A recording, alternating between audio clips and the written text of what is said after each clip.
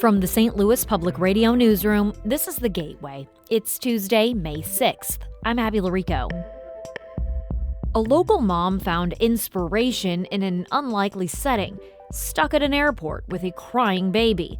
After a series of delays, she's now launched a business for people in the same situation.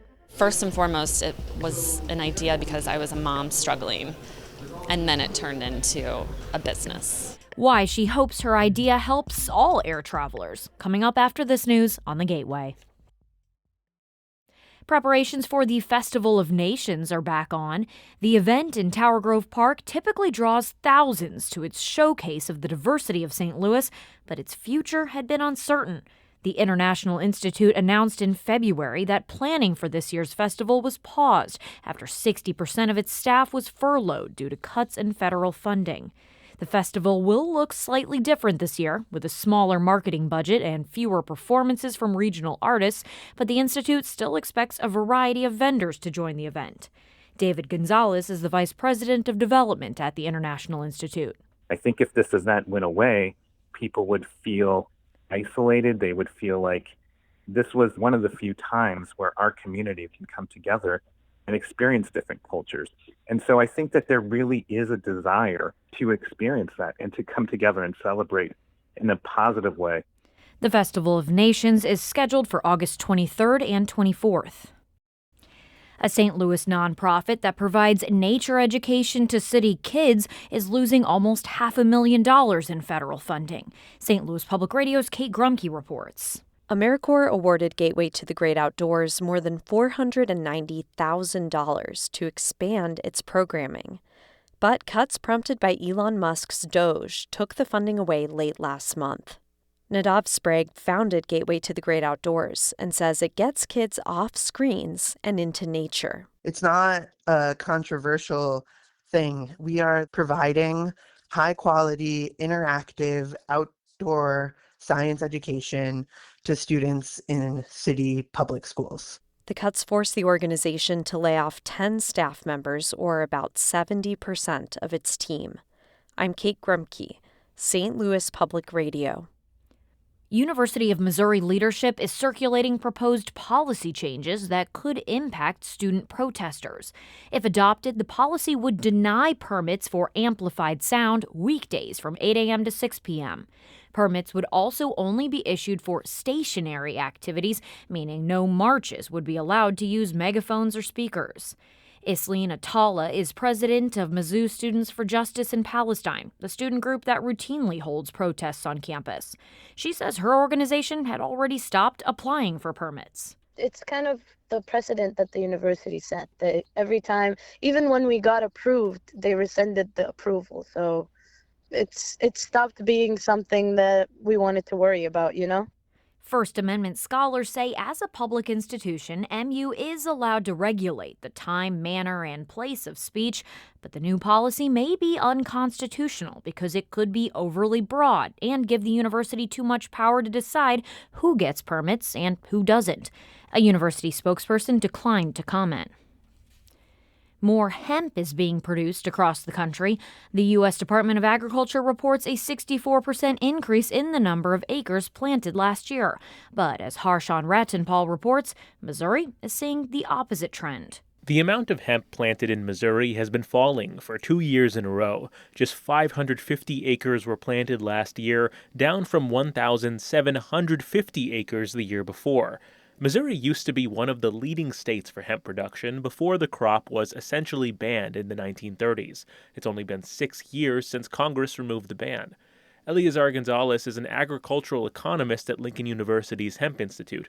He says more than half the hemp Missouri farmers planted last year didn't even make it out of the ground. We are learning, but we are still dealing with genetics, with markets. The university was promised $5 million from a Biden-era program to develop genetics and markets for hemp, but the Trump administration has canceled the program.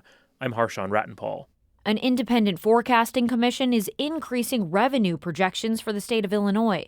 Capital News Illinois reports the Bipartisan Commission on Government Forecasting and Accountability is boosting revenue projections for both the current and upcoming fiscal year.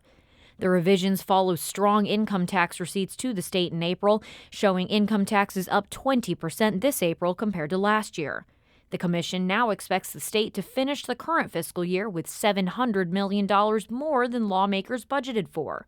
Lawmakers are expected to wrap up next year's budget by May 31st. Illinois Secretary of State Alexi Giannoulias says people should make sure they need a real ID before going to try to get one. Starting tomorrow, travelers will need a real ID or passport to board a domestic flight. Giannoulias says false information about who needs a real ID before tomorrow is creating long lines at license branches. We have been saying for months and over a year now that even after May 7th, you will still be able to get a real ID. The real ID deadline isn't really a deadline. He says his office will issue real IDs for the foreseeable future. Air travel can be stressful for anyone, especially with a little one in tow. Coming up, the story of how one St. Louis mom found opportunity in a travel nightmare and is working to help other families on the go.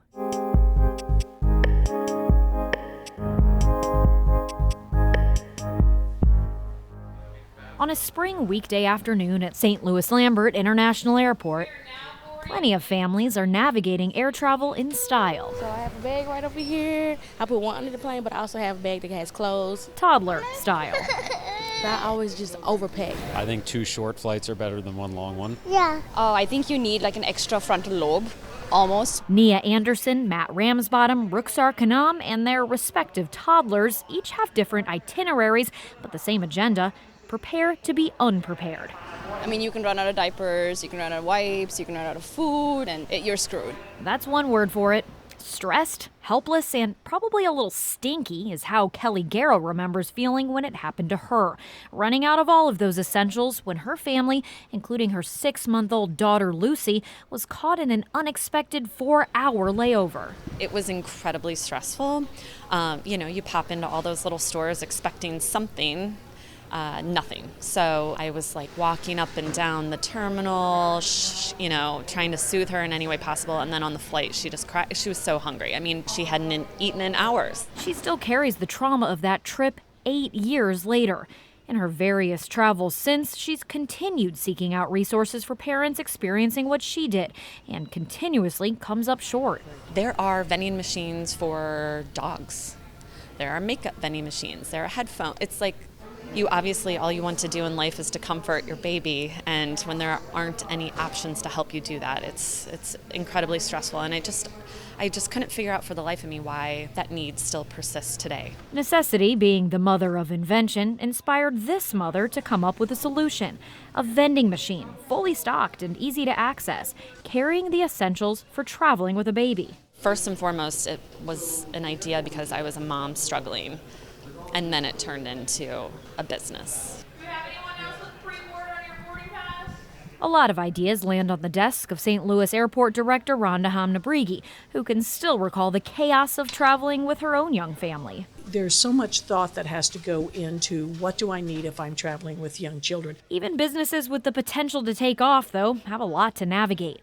The Go Baby vending machine, a concept born out of a delay, after all, took nearly 3 years after Hamnabrigi and Guerra first got connected to arrive at the airport. I give her so much credit for sticking out, knowing that it's not an easy process. So all you need to do is just tap on the screen. Guerra demonstrates the machine itself is quite simple. Right now we have size 3 diapers, size 4 diapers. Guerra and her husband stock and operate the machine. Sales so far, she says, have been above and beyond expectations. We have pain reliever, snacks for babies, wipes. Now she's working to put more Go Baby machines on the map. Maybe additional airports or other popular destinations around the St. Louis region where families on the move can often find themselves stuck. When I first had the idea, I didn't have the energy, really the means to even make it into something bigger. But I knew that it was a necessary need. We have families with children under the age of 6. She hopes even for those who never have to use one of the machines, the sight of Go Baby makes the plight of parents on the move more visible and maybe a little less audible. When there's babies getting on a plane and they're crying, instead of being rude or condescending to the parents, it's important to have some understanding, and realize, oh, okay, it's very difficult. A good idea and a little empathy can go a long way. Thanks to my editor on that piece, Jonathan Ahl. The Gateway is a production of St. Louis Public Radio, a listener-supported service of the University of Missouri-St. Louis. Music by Ryan McNeely of Adult Fur. I'm Abby Larico, and from the St. Louis Public Radio newsroom, this has been The Gateway.